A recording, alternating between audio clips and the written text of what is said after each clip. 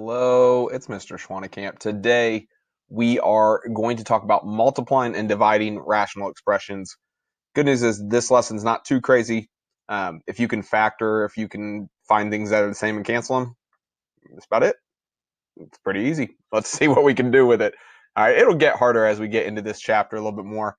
Adding, subtracting, and solving get a little bit tougher, but today is not the hard day. So keep that in mind.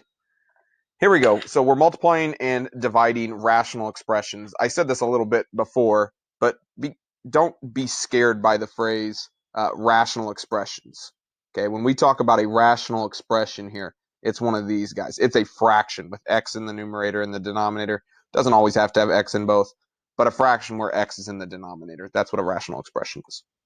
All right, so for the most part, pretty easy. On the first one here, we've got a rational expression on times another one. The best way to attack a problem like this is we're multiplying them. So if we're multiplying them, it's like it's one giant fraction bar. But before we even do that, let's go ahead and factor. So factoring stuff's going to be our best friend.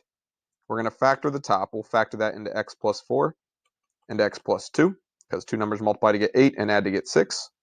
On bottom, I'm going to factor that into x plus 2 and x minus 2. It's that times x minus 2 and x plus 3. If you're multiplying two rationals like this, the little multiplication sign, oh, we're multiplying, it's like it's one giant fraction bar. It's almost like they were like, oh yeah, we forgot to extend the fraction bar. And then once you extend it, it's exactly what we did in the last section.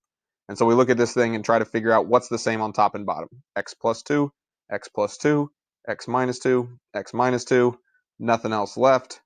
So my final answer is x plus 4 over x plus 3. Done. That's it. It's going to have a vertical asymptote at negative 3, and we can see what the picture is going to look like from there. Let's try it again. Example 2. On top, we're going to factor x minus 5 and x minus 2. On bottom, we're going to factor x minus 5 and x plus 1, x plus 1, x minus 7. I always like throwing everything in parentheses, just that way I'm aware of what's going on. It's a multiplication sign. We're multiplying two fractions. Oh, they just forgot to connect the fraction bar. So it's one big fraction bar. I'm looking for the same thing on top and bottom. X plus 1, x plus 1, x minus 5, x minus 5. Nothing else cancels. So x minus 2 over x minus 7. Done. And that's it. We could do 50 of those. I think 2 is enough on those. I think I had an example 3 and it disappeared somewhere. But I think you get the point. All right. When we're dividing, so multiplying is easy. Dividing, okay, if I wanted to divide by x squared minus 1 and x squared minus 4, if you remember this, if I said 3 divided by 1/2 or 3 divided by 1/2, look at what that gets you in the calculator. 3 divided by 1/2. It looks kind of weird, but 3 divided by 1/2, I get 6, which is weird, but remember, if I am multiplying, or if I'm dividing by a fraction, it's the same thing as multiplying by the reciprocal. So if I'm dividing by 1/2, I'm really going to flip 1/2 and say I'm going to multiply by 2. That's where I'm getting that 6 from. That is how we divide fractions. All right, so when dividing fractions, you really are going to multiply by the reciprocal. Remember what reciprocal means? It's a big fancy word. That means you take the fraction and you flip the 2. All right, so x squared minus 1 over x squared minus 4, just the x squared minus 4 goes on top and the x squared minus 1 goes on bottom. Okay, multiply by the reciprocal. That is what we're trying to do here. Let's see it. So, fraction bar. Ooh, divided. I don't like divided. I'm going to change it to multiplication because I don't like division. On top, I'm going to factor x plus 8, x minus 7. On bottom, x minus 10, and x plus 8. Yep, those two add to get negative 2. They multiply to get negative 80.